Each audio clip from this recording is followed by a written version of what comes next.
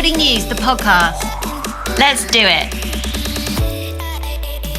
Welcome to Boatbuilding News, the podcast, a series of engaging interviews with key individuals from within the marine industry. I'm excited. This is going to be epic.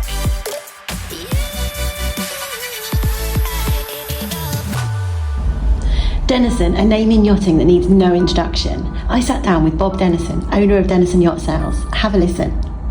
Hey Bob, welcome to Boatbuilding News podcast. Holly, how are you? I'm so excited about this. Yeah, I'm really excited. So most people, I'm probably right in saying in the marine industry, have heard of the name Denison.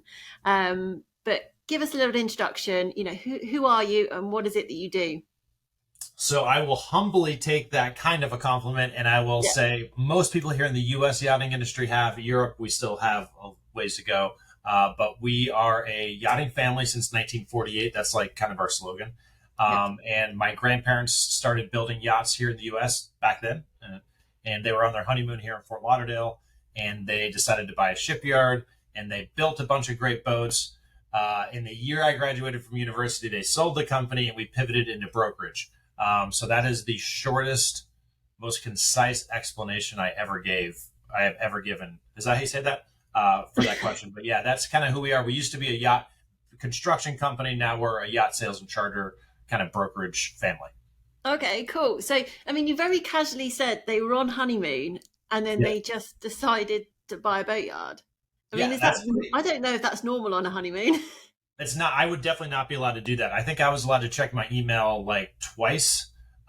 But that was a sort of spirit to who they were. And it's kind of interesting because back in the 40s, and if you've ever been to Florida, spent time here, there's a thing called hurricane season where there's like a bit of the year. It's usually from like July to September is like the peak of it, where storms come through here. So an interesting note is that in 1947, the year before my grandparents came down here, Fort Lauderdale was just annihilated by back-to-back huge hurricanes. They came down here like 6 months after that. I think they got a deal or something, but they came down and basically everybody was leaving. They're like, this is unsafe. We don't want to be here. They met a guy named Mr. Dooley and they bought his shipyard and then they took over those contracts. And actually they built minesweepers for NATO. And then when that contract ran out, they started building yachts. But it all started on their honeymoon, which is sort of a cool part of the story. That is cool. It's very opportunistic of them. Yeah. Very opportunistic and very much a credit also to my grandmother. She was really, really involved in the business and was right there by my grandfather's side. And it was very much a family sort of occasion. They both were full in on the entire thing. I love that. I can just imagine them just having that idea and just thinking, do you know what? Let's just go for it. Yeah, totally. And it's also worth noting they were down here in January. They're from Michigan. So as much as a few months before everybody was trying to get out, they were coming from the bitter cold of Michigan down here in January where the weather is really mild. And they must have thought to themselves, this would be a great life. And that's sort of how it happened. Yeah. Do you know it strikes similar, very similar to when I was having a conversation with Ken Clinton about Intrepid and how that began. You know, he was visiting, and I believe it might have even been his honeymoon as well. He was visiting Florida and he thought, do you know what? I'm just going to stay. Yeah. So it's kind of maybe it's the state of Florida. It just has that effect on people. It has it's not just the weather. There's very much like and it's a good state, like especially down here in South Florida. There's a lot of ingenuity, a lot of people that have this Presbyterian kind of work ethic. And there's just a lot of neat things that happen down here. And again, you come down in the right time of the year, the weather is absolutely perfect. Yeah, no, absolutely. I can imagine. So very much a family background. So did you ever consider anything other than going into the marine industry and following in your family's footsteps? Yes, great question. So right out of university, it was right in the late 90s. So it was like the beginning of the tech boom and sort of attaching a .com to anything made it a very cool business. And I was seduced by that. So I spent the first few years working for some internet companies, and my family was kind of constantly knocking on my heart and my brain saying, you need to do this. This is what we're sort of built to do. You're a Denison. You got to get into the boating and yachting thing. So at some point that happened through very savvy manipulation by my parents. They sucked me through it. And so in 2001, uh, I joined my parents and family into the yacht sales and brokerage part of the business. You didn't consider actually building the boats then? No way, I would be horrible at that. Yeah, so it was weird because when I was in high school and college, my grandparents still owned the yacht construction part of the business, which Hmm. was very cool, right? Because it was a known brand here in South Florida in the U.S. called Broward Marine, still regarded as one of the biggest boat builders here in the U.S. And it was I kind of thought I would be jumping into that, Hmm. and it was a cool thing to if I ever tried to look cool or tried to get a date, that would be something that would very easily come falling out of my mouth. It's really the only cool thing I had. And but even Did then, it work? I knew Did that that I work? would be. Sorry, what's that? Did that work though? Barely, but I still would. I would. It would definitely be an arrow in my quiver that I would constantly reach to Love once in it. a while. And but even then, I knew that I would be a horrible boat builder. I don't Okay. even know how to change my oil in my car, for instance. And I thought I'd be in the marketing side of things or something. But it was still heartbreaking when that happened. And this part of the business, the sales and charter, truly is just as much fun because you get so much interaction with clients and you're on the water. But it is definitely different from the yacht construction side and probably a blessing because, again, I would have definitely messed all of that up, I think. Yeah, I guess so. So you know, not a very hands-on, but you've kind of got the personality and the sales side, and you know, the creativity side, maybe. I guess that's a nice way of saying it. But yeah, I even today when I am in an engine room, I can get overwhelmed. Like, oh man, I hope nobody asks me anything too specific because I'm gonna just not know what that button does, kind of a thing. So yeah, much more on the creative, much more on the people side of things, and very very much bad on the mechanical and building part of anything, house, car, yacht, anything. Awesome. So you're 22 years old now, the company. Yes.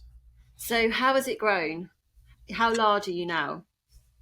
So we're pretty big. I think it's hard to say, how you measure this stuff. Everybody kind of says Hmm. they're the biggest by either volume or number of offices or number of brokers or value of yachts sold. We're usually right there in that conversation, depending on how you measure stuff. We have 23 offices up Wow. and down the eastern and western seaboard of the U.S. So think of Yeah. any cool place perhaps you would want to go out in the water. I think, would have a brick and mortar office there, supported by a Nice. good team. And we most recently opened an office there in Monaco. We'll be Wow. coming to the UK soon. And we have about 175 employees and brokers. And it's great. We come to work every day and try to figure out how to support each other and our clients. And it's been a pretty good formula. Mm. So you quite a few physical sort of, as you put it, brick and mortar offices. How important are those physical offices? You know, because a lot of everything that we do can be done virtually. You know, you see YouTube is full of virtual yacht tours. How important is it, do you think, to have that sort of physical office where someone can come in and actually really meet someone face to face and actually do the tour of the boat in person? Yeah, I think it's very important. It's probably, to your point, less important than it was 5 years ago, Hmm. and certainly more or less important than it was 50 years ago. But I Yeah. still think, and as I'm talking to you, I'm of course in my office, I'm looking past the monitor towards this big marina with boats and yachts coming in, and it really does sort of inspire me. And I think about that kind of being a part of the local marine community in each of those locations. It's important to kind of put on your clothes, go to work, rub shoulders with people that are also in the industry. And there's a Hmm. lot that comes out of that relationally, again, kind of the energy part of it. And I think, as cheesy as it sounds, it's a very like hard to put your finger on define kind of a thing. But being in every one of our offices except for one is attached to a shipyard or a marina, not in some kind of corporate building. That Okay. I think is really important. And it is probably one of those things that's set us apart a little bit. There probably have been examples where I've gone way too overboard and wanting offices everywhere. But for the most part, I think it does make sense and add a lot of value, not just for our customers, but for the people that come to work every day. Yeah, absolutely. So you mentioned that, you know, what sets you apart. So, you know, you're obviously, you know, a big name, you know, very, very successful, but how do you attribute that success? You know, what is it that makes you not necessarily better, but different to others in the market, to, you know, to your competitors? Yeah, there's probably, I don't know, a few things. One of the things that sets us apart is we are really really focused on the digital marketing side of things, and this Okay. goes back to when we first started out on the brokerage side of things in 2001. We just couldn't afford to like write the big checks for print. So we had to think creatively in like where are people? This is again in 01, 02, 03. How are people searching for yachts? Of course, it was in magazines. Of course, it was in boat shows, but that was also the advent of people searching online and Googling things like yachts for sale. So, Yeah. out of desperation and lack of other options, we really put a lot of focus there, and that thread has stayed pretty consistent for the last 20 something years. And we still think that's the best way to meet new people. And then it's Hmm. also the utilization of technology, not just in meeting new people, but also better serving our clients. So, we do things like if you would be the kind of a person that would trust us with selling your yacht, for instance, we will give you a login and you can access a dashboard at your convenience, your time to see all the things that we're doing for you on the marketing side. So it's really Oh putting an wow. emphasis on that. And the other thing that is probably less exciting to talk about, but it's true to who we are. I like to regard us as, I would say, the least pretentious company in yachting. We are a very casual group. We're very much family oriented, and there's some of our competitors I think are very formal, and I'll Oh, even use okay. that word pretentious. We really run away from that. We want to be very accessible. We want to be very plain spoken, honest, transparent, and all that stuff. And I think it is a little bit. Wouldn't say it's unique in our industry, but it definitely sets us apart a little bit. Yeah, I mean, absolutely. I think especially if you're somebody trying to buy a boat that doesn't come from a family of boaters, hasn't owned boats growing up, didn't grow up, on the water, and are perhaps entering the industry for the first time, that probably helps them because they don't feel like they're out of place when they're coming to see you to say, hey, look, I want a boat. I've got 3 children and I want to travel this far, and this is what I want to use my boat for. They don't necessarily then feel, I guess, intimidated by not being the expert in the room. Yep, exactly. And it's not it's that, and it's also kind of and it's hard to it's like a style thing too, where you and I'm going to just use Burgess as a really good example of the other extreme. They're very Mm-hmm. formal. They'll show up in with an army of 9 people. They're all sort of in the same suit. They all have a charming British accent. They've all got the gold buttons on their blue blazers, and it's Yeah. a very suit and tie approach, very formal. The Mm-hmm. systems and processes they have, I think, are great. They are very much corporate in that way. Yeah. We are very. If you were to ask me to stand up, I'm wearing shorts today. I'll go to client meetings on their boats and yachts dressed like they are. And Yeah. sometimes that works for us. Sometimes it doesn't. Sometimes there will be a client that will really appreciate the formality and this big army approach at Burgess. Other people will be turned off by that, and perhaps we'll Yeah. grab a few of those people that don't want that kind of approach. And many of the same ways, we'll perhaps lose some people, lose some clients because we weren't as formal as they expected us to be. I was So going to say maybe there are probably some people that kind of like that formal experience, and part of buying a yacht or selling a yacht is about that experience for them. But then that just you're not you're probably quite comfortable in saying, well, we're not the right solution for you, so it's kind of okay, isn't it? The industry's big enough. yeah, and I think that's one of the great challenges in running any business Hmm. is trying to be everything to everybody, and you end up Yeah. being nothing. You end up being this like false version of yourself, and you end up being rudderless, not having a voice, and just losing your personality. And I will say it's a tough thing because we do have some of our most successful brokers here are more formal, and we Hmm. also need to make sure when they go into a room and they perhaps might be meeting a client with the suit on. And we need to make sure that we support them so that they can truly be themselves as well. And I think there's a book I love called Delivering Happiness by Tony Hsieh. And he Okay. started a company called Zappos. And it's that idea of being true to yourself, walking into a room with a client or meeting with colleagues and being able to have the freedom to be who you are, even if it's a little weird or quirky, or perhaps it could be you're very formal. And Yeah. as a company, we need to do a good job of providing those tools for people so they can be themselves in an efficient way. Does that make sense? I think I was rambling there, but Yeah, no, I think it does because actually, do I think, I mean, I'm in sales, it's what I do as well. And I think if you try to be somebody you're not, I think the person that you're talking to, that you're trying to build that business relationship with, I think they can tell. And I think people are more likely to feel comfortable with someone they believe is being authentic than somebody if they can tell when you're being someone you're not. And if your authentic self isn't somebody they want to buy from, then it's you need to be kind of okay with that, and they can go buy from someone who they do feel comfortable with, or they do feel like they can trust. But I think the second you try to be someone you're not, you instantly they will feel they can't trust you, so you kind of lose that relationship anyway, don't you? Yep. And I think there was a lot of lessons that we all can learn from this thing that happened a few years ago, and it's still happening. This Donald Trump phenomenon thing that's taken place that has caught so many people off guard. And you can say what you will about him. One of the things that he at least is perceived to be is very authentic. And I think that initially the U.S. public embraced him because he shed the political talk. He spoke his mind, even if it was like in a crass, vulgar, name calling, attacking the other. People saw it as a refreshing. This person isn't saying this thing he memorized the night before, where his political advisors told him to say these 4 bullet points. He sort of shed all that. And I think the authenticity of it was such a turn on for people. And I think that speaks to exactly what you just talked about. People can sniff out people that are not authentic, and it can be a real turn off. Even if it's not their style, if they think you're trying to pretend, it can be a repulsive thing for people. Oh, 100%. And you can be the best actor in the world, but people know, don't they? It's a feeling, it's an instinct. Yeah, When someone's not being themselves. right. So, I mean, you've obviously, navigated your business through COVID. So, what were the impacts of that, on your business? COVID impacts, I mean, because the technology thing that we had just talked about earlier as one of our competitive advantages, I think we embraced the serving people from a distance thing effectively. And we were in a position, we already had the tools, we know how to do it. And we kind of had a head start with our competition. We did something called a virtual boat show the Oh, first yes, three I heard weeks of about it. COVID.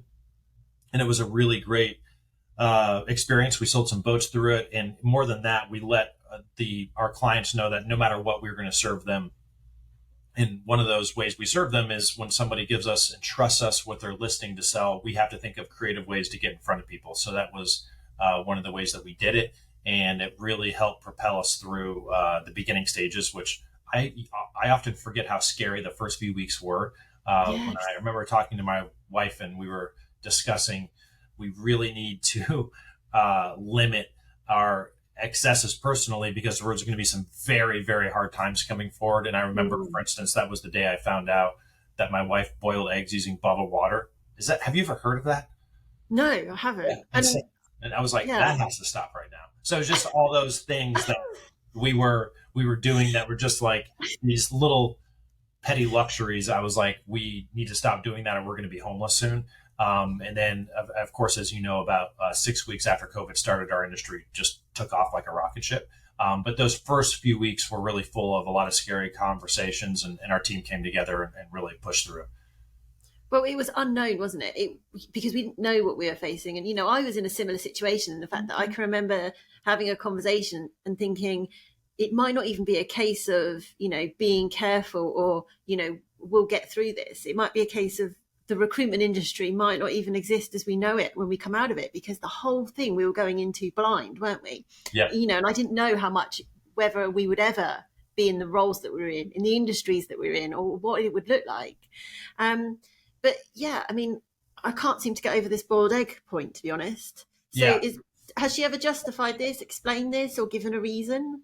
Yeah, Does it there's taste better? if you were to Google it, by the way, because it was shocking to me, I didn't know it was a thing, but it's the amount of water that the eggs. I mean, it's ridiculous, and I wouldn't recommend it. By the way, we have not ever gone back to boiling eggs with bottled water. We're now a Okay. tap water boil egg family, as we should Wonderful. be. But to your point of the uncertainness of it, it was kind of refreshing, like a cleanse personally, with that silly example as something, but also corporately, really looking at like, what are we doing? How will we survive? Why do we do it this way? And we shed a lot of nonsense and fat and just inefficiencies that weren't things we were spending time and money on that didn't actually affect the client experience. Yeah. And the trick now for us is to make sure those things don't come back, because it's easy. What do they say during good times, bad habits are formed. During bad times, good habits are. So it's making sure now we're entering into a little bit of a slower time, that we Yeah. go back to some of those really good habits that we were doing before COVID. But did you notice more people buying boats? Because I mean, it's the ultimate form of self isolation. Surely, get a boat. Yeah, it was. I'm going to brag about something that I came up with that I thought was very cool, but it never took Go off. for So it. we remember social distancing, Yep. that phrase we came up with and trademarked the word, or the phrase, excuse me, saltwater distancing, and nobody took on to that. So I guess it wasn't that good, but it was that, exactly to your point. It was one of those, I can't go out. I would still want to hang out and do fun things with my family. I want to go outdoors. And one of the only things you could do, especially if you had resources, was go out on a boat. And so that was very much the industry like liftoff point, were those Yeah. conversations. And I think it also was sort of a status symbol thing. Like, I own a boat, it continues to be.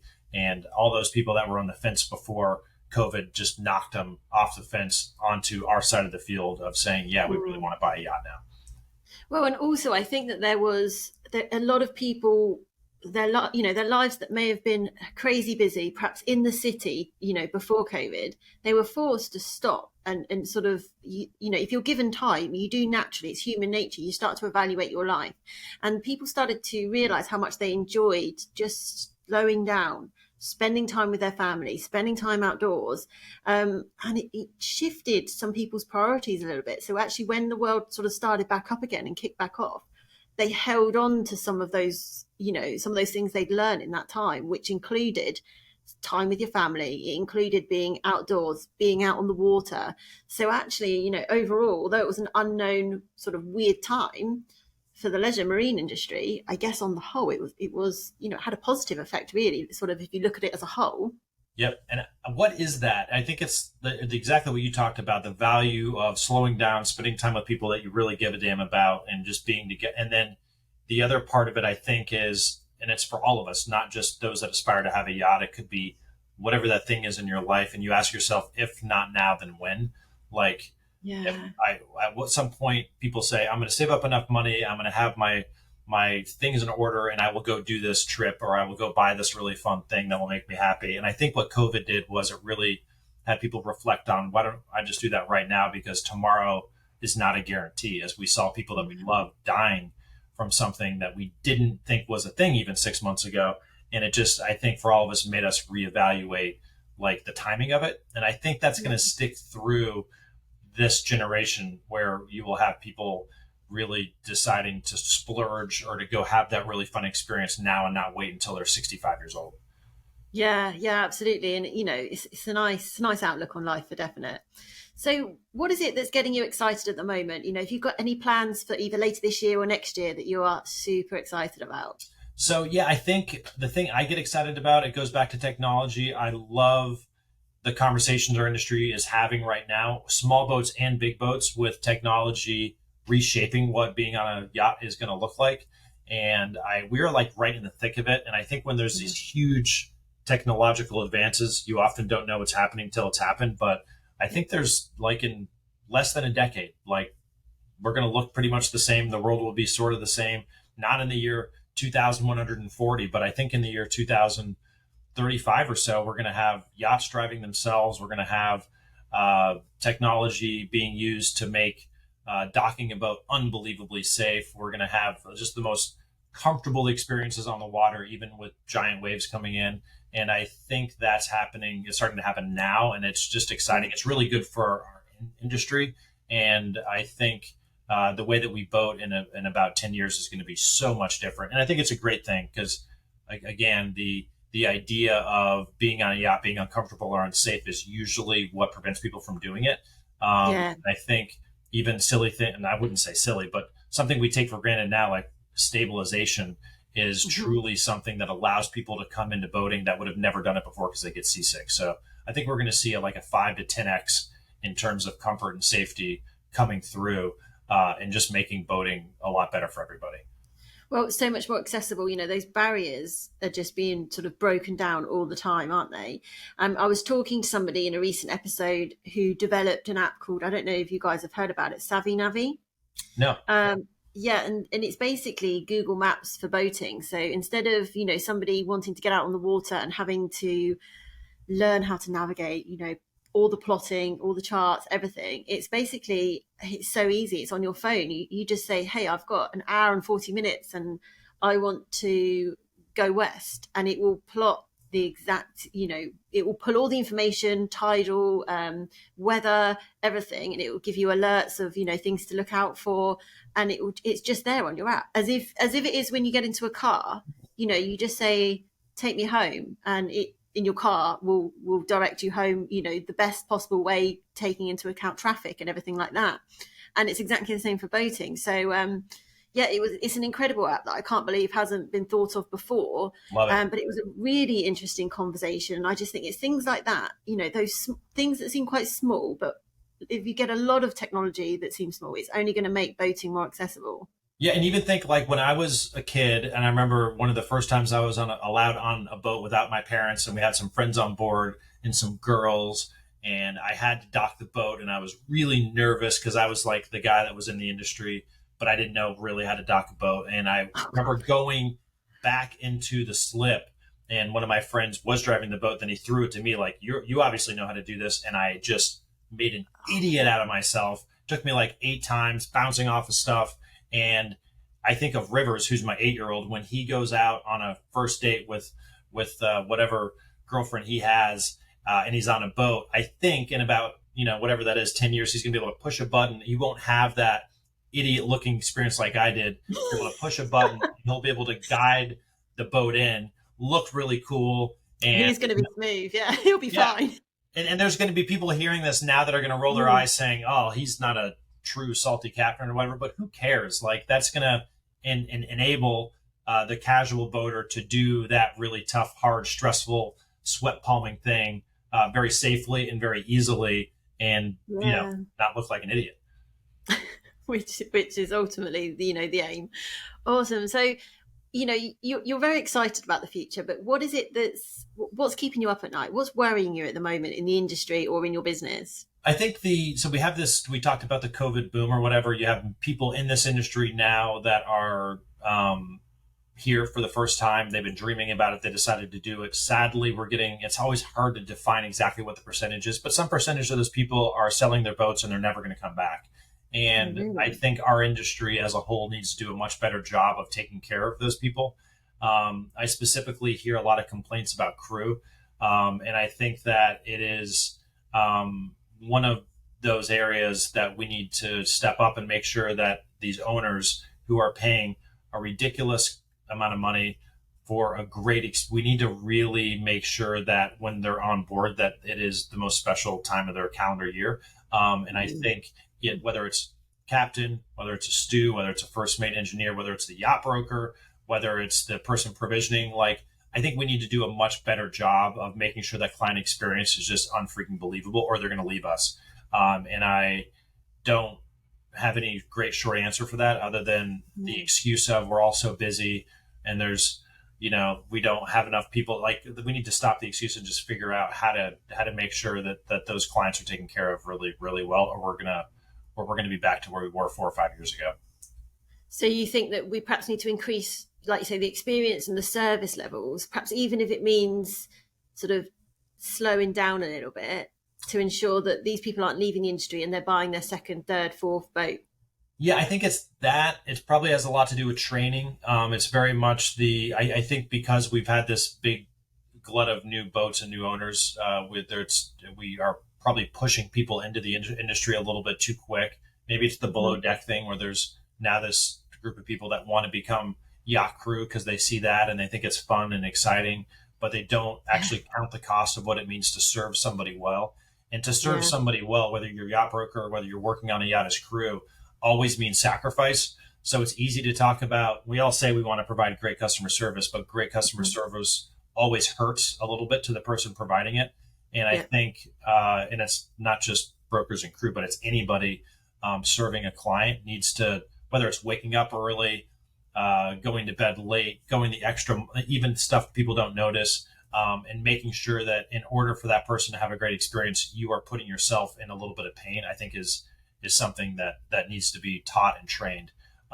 But I'm really hopeful because there's a lot of people talking about that, and we have a lot of smart people in the industry. I just hope that we just keep as many people as we can. Yeah, absolutely. So have you got, I mean, you've obviously had, a long career in yachting so far, but have you got a specific moment that sticks in your mind that, puts a smile on your face or makes you think, do you know what? I did a really awesome job there.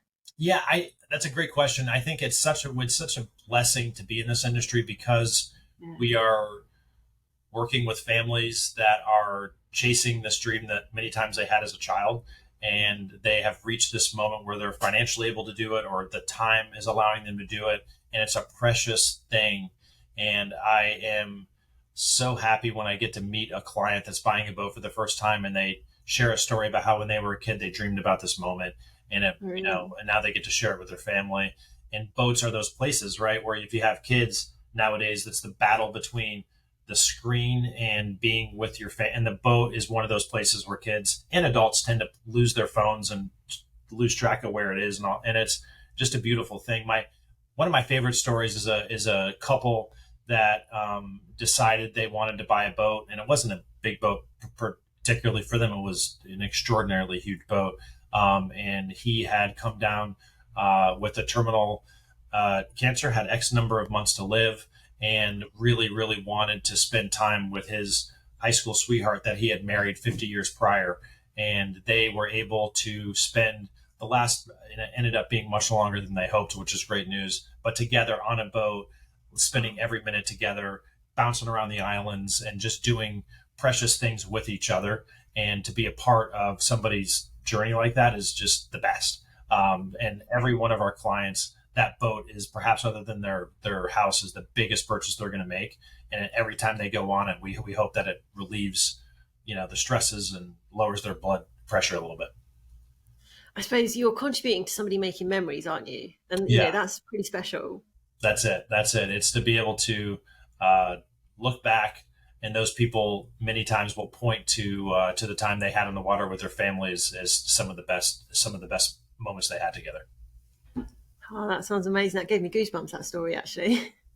Yeah. So, what sort of, do you ever think about legacy? So, as you exit this industry, as you perhaps, I don't know, pass it on, maybe even one of your children takes over the company, how do you want to be remembered in the industry? When people think, oh, Bob Denison, what do you want them to say? Do you ever think about that? No, that's the first time I've ever been asked that, and that All is right. weird. I think for us, we really as a company again want it's just we have like a core value that hangs on our wall about employees being first, and the idea is that we really want to take care of the people that work here even before we take care of our clients. And we think you take great care of your employees, the rest kind of takes care of itself. So if I was ever one day to remember as somebody that just took good care of people, that would be like the coolest and best thing. So I have four kids, older boy, and he has three little sisters. And we talk about when they come into the office, it's very much part of what we talk about is just going up to employees and really just talking to them, hugging them, making sure that they know what they're doing is really and wildly important. So Yeah. that's a big part of what I hope sets us apart, and I hope they carry that on. So you seem like you care about externally in regards to customers, and how you're viewed externally, but also it's so important to you to look after the people working for you and internally as well. Yeah, that's so I'm, by the way, when I'm put my head to pillow and I'm drifting off to sleep, the thing that freaks me out that I'm thinking about all the time is client experience. So you've heard me talk about that a little bit, and I'm Yeah. constantly thinking about technology or processes, boat shows, listings, how we can better take care of people. But then when I wake up in the morning, it's all about making sure we take care of the people that work here. And if they feel valued, and if they have a clear vision as to the direction we're marching, and Yeah. that extension will just very naturally fall into taking great care of the client. And it's definitely employees first, clients second. And as much as I hate to say something like that and have it be twisted or manipulated against me in some way, I really believe fundamentally it's an important part of having a good, happy team. I think that it was Richard Branson that said something very similar, though, didn't he? He said, if I look after my employees, they will look after, my Yeah. clients, I think he said, or my customers. So I think, I don't think you're alone in that sense, in the fact that it's not that you value your employees above your customers. You just know that if you look after your employees, they will in turn look after your customers. Yeah, and I'm a huge Richard Branson fan, and I take many of the things like that from him. But it's easy to talk about. The hard part is when a client is upset at an employee, and I have to get on the phone. That's part of my job, is to make sure that I solve problems, make bad situations hopefully good situations. Mm-hmm. Once in a while, I'll have to tell a client he's wrong and the employee's right, and I'll have to defend our employer broker in spite of the client thinking he's innocent. And what that does, and we might lose a client on occasion by doing that, but we'll support, esteem, and embrace an employee that was correct. And it really will make that employee feel valued and very likely stick around for a longer period of time, and ultimately take better care of clients. And so it's easy to say, it's hard to do, because it is scary to say no to a client. And I think that's one of those misnomers that has really corrupted a lot of businesses, that the client's always right or the customer's always right. I think it's complete and utter nonsense. Yeah, I suppose, because that's not always the case. Right. Sometimes I guess generally they are not always right, and you just got to look at each situation differently. Okay, so money aside, money no object, what's your ultimate boat? If you could go out tomorrow and either spend the day or purchase, your dream boat, what is it going to look like? I love expedition boats. I love explorer boats. So it would definitely be something like that. I am, like the idea, since we do have a big family, of the bigger volume, slower to get there kind of a boat. But being able to go to unique, cool places would definitely be right up our family's alley. Yeah. Where would you go in it? Great question. We would probably do the boring stuff first. So we here in Florida are right next to the Bahamas. So we would go into many of the cool spots here in the Bahamas. And if time and money was not an issue. Just so you know, the Bahamas is not boring. Yeah, no, sorry. But for a local kid like me that's been there a lot, it is sort of the eye-rolling cliche place to go in any boat. And again, if time or money wasn't the issue, we just keep going east. Yeah. And I would love to hit parts of Europe and Africa and just keep going east even further to the Middle East, and then of course to Australia, and those just to do at some point that, like, hitting places that you always, you pick up a National Geographic and you get to see and just say, I went there and I experienced that food and I was with the people, would be, those are the kind of things you could do on an Explorer yacht that would be harder to do on a traditional white kind of plastic boat. Yeah, absolutely. So it's sort of seeing new things rather than experiencing luxury you'd go for. Yes. Awesome. It sounds like you've got a round the world trip planned one day. Maybe. Yeah. As I was saying that, I was like, that might be a little too ambitious, but let's see. Maybe. If not, all right. It sounded like a thought out itinerary. Yeah, exactly. Awesome. Okay. So if you've got just 3 words to describe Denison Yachting, what 3 words would you pick? Oh my gosh, this is hard. 3 words. I would say, human. I would say we are very hungry or ambitious. I'm going to do an alliteration. They're all going to be H's. Human. Okay, cool. So like we're very normal, approachable. We love people. What was the second H I said? Hungry. So we're very ambitious. We are never resting. Like we are constantly looking over our shoulders and over a fence. We're very, very hungry. And the other H that I would say is just really, this is going to sound cliche, I think, but just we're very humble. We're constantly checking ourselves. So we're constantly, I hope, the kind of place that's giving other people credit for the good ideas and accepting the blame when it's ours, like just that kind of stuff. I hope that we're very, very, very humble and never getting too proud of ourselves for anything. I love that. You could have gone on with honest and happy. Honest, happy, hardworking. H is a great letter for that. Holly. Of course. Yep. I'm trying to think of another one. I can't. So we'll have to stop there. Yeah, let's stop quick while you're ahead. So on to the last question. So it's a question that we ask every guest. What one quote is it that you strive to live by, that motivates you and inspires you every day? I get so in any position of leadership, I think there's going to be days and times where it gets to be really hard to be in leadership. and that could be of any kind of leadership. And there's this pressure and stress, and sometimes it's really easy to complain about it or to get discouraged or just to be overwhelmed by it. There's something I heard recently that I really love called, the phrase goes something like, pressure is a privilege.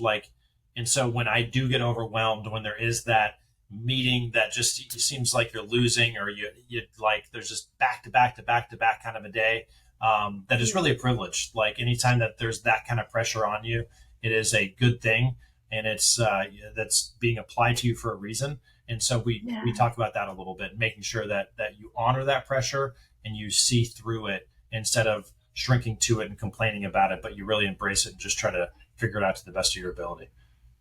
Oh, I love that. It's such a positive way to view kind of what could be a stressful situation. I love it. Yeah.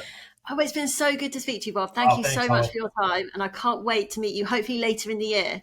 Fort Lauderdale Boat Show. I hope you're going to make it. Yes, absolutely. I'll be there. Excellent. Looking forward to it. I'll see you soon. Cool. Thanks, Holly. I really hope you've enjoyed this episode. If you have, then it would be awesome if you could leave a rating or a review. Don't forget to subscribe so you can listen to us again. See you soon.